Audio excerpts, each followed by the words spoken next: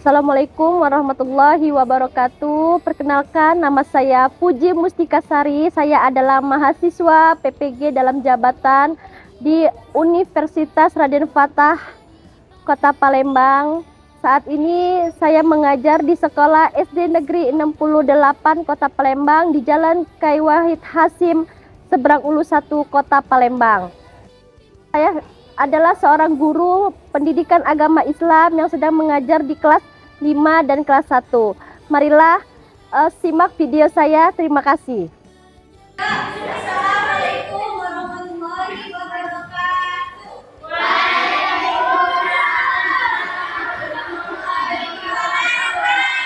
Apa kabar hari ini anak-anak? Alhamdulillah luar biasa.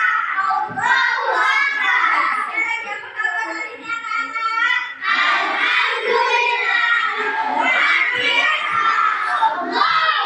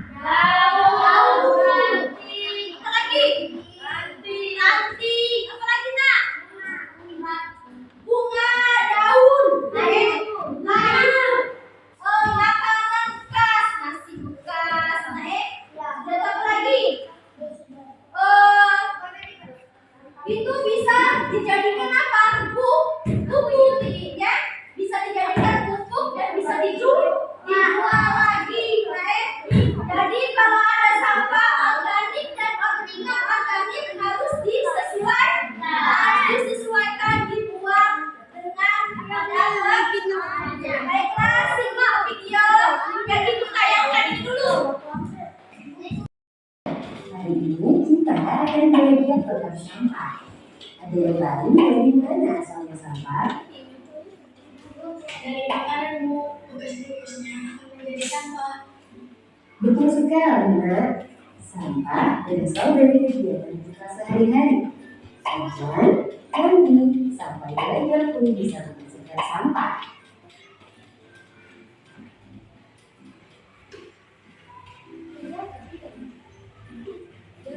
Iya, ada ibu gurunya, Nak, ya? Ibu gurunya Coba lagi nih, menerangkan sampah. di sana ada banyak sampah yang membusuk dan tidak dibayar lalat. Lalat bisa membawa kuman dan membusuk penyakit. Ada yang tahu apa lagi yang bagian dari sampah? Bisa bikin banjir, Bu. Ya, benar. Sungai yang dipenuhi sampah tidak cukup untuk menampung air hujan.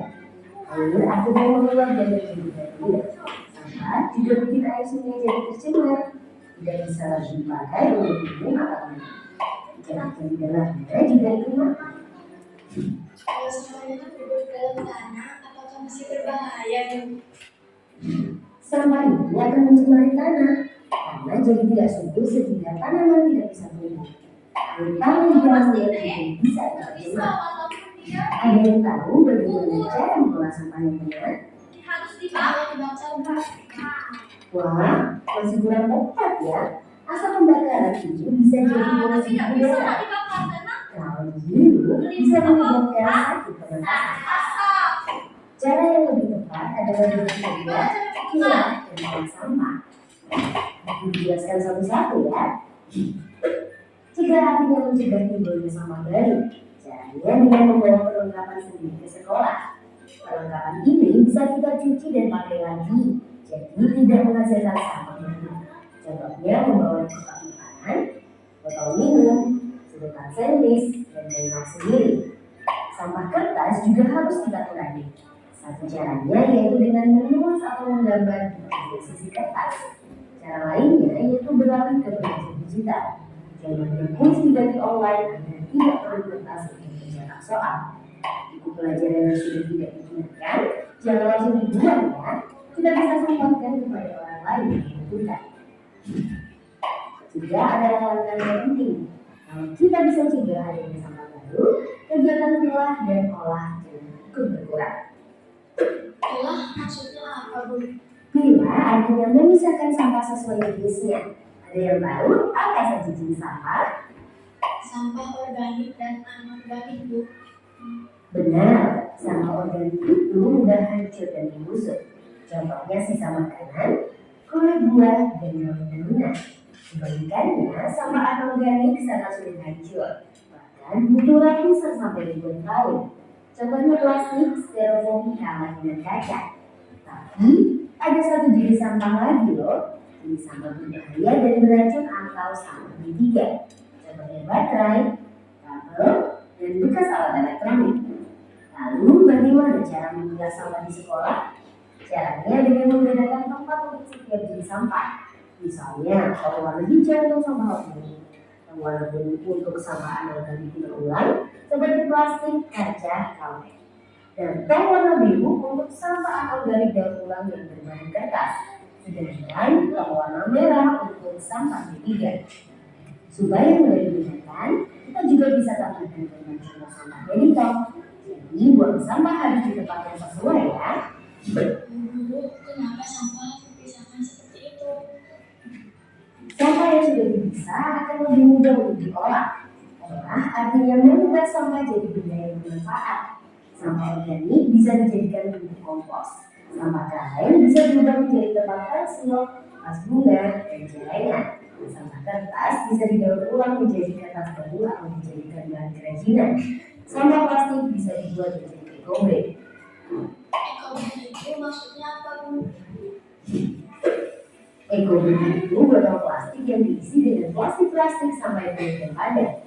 Karena terbuat dari plastik, eco-bag itu anti air dan awet. Eco-bag kemudian bisa disusun untuk membuat benda lain, seperti kursi atau meja. Eco-bag juga bisa dipakai untuk membuat benda, keren ya. Nah, sekarang kita semua sudah paham ya bagaimana cara mengolah sampah yang tepat. Harapannya bahaya dari sampah bisa jauh berkurang. mencegah keluar dari sampah karena sampah tahu tanggung jawabku. Ada fungsi dan manfaat. Ada juga yang apa? Membuat kita apa? Bencana. Nah, apa itu bencana? Kebanjiran. Karena sampah, akibat sampah itu kebanjiran bisa. Itu apa? Timbulnya apa? Penyakit. Timbulnya penyakit. Nah, sarang penyakit. Nyamuk. Lalat. Nah, itu coba. Itu akan menimbulkan kita punya penyakit. Maka dari itu, hari ini kita belajar mengenai sampah dan kebersihan. Kebersihan dari diri sendiri. Oke, hari ini kita membuat bacaan agar kita semangat untuk membuang sampah pada tempatnya. Semua kita terlahir istimewa, ragam bakat dunia yang penuh warna. Berkah Allah bagi kita semua, untuk jadi para juara. Ayo generasi beriman, kejarlah ilmu amal mulia. Gapailah mimpimu di As-Safa, sekolah para juara. Ayo generasi. Dan hari ini sudah selesai. Kita berdoa terlebih dahulu, semoga Allah memberikan keberkahan. Amin.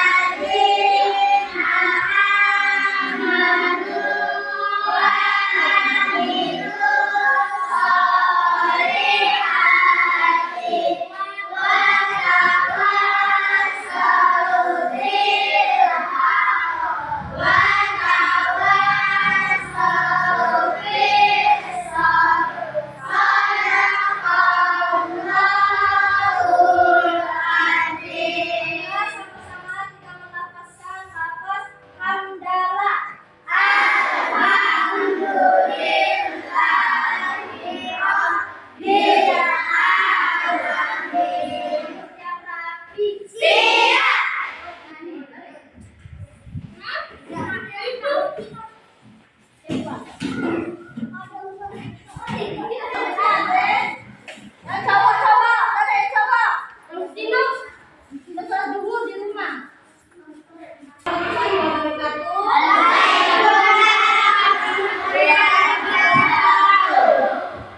Baiklah nak, doa sudah.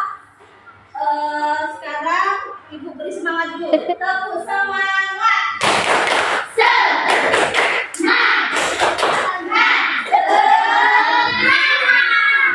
Kemarin kita sudah melihatkan video tentang P5 hidup berkelanjutan. Nah ya, P5 hidup berkelanjutan itu artinya apa? Kita harus menjaga kebersihan. Yang mana sampah non-organik, sampah organik, dan sampah B3. Ya, mungkin kalau di sini B3 mungkin tidak ada, nak ya. Akhirnya apa? Kita membuat sampah organik dan non-organik. Kemarin sudah kita buat prakaryanya. Sekarang ibu memberikan contoh. Contohnya bagaimana kita membuat sampah yang mana daun tempat organik dan yang plastik di tempat non-organik. Oke, siap. Kita hari ini keluar cari sampah organik dan non-organik. Oke, sudah.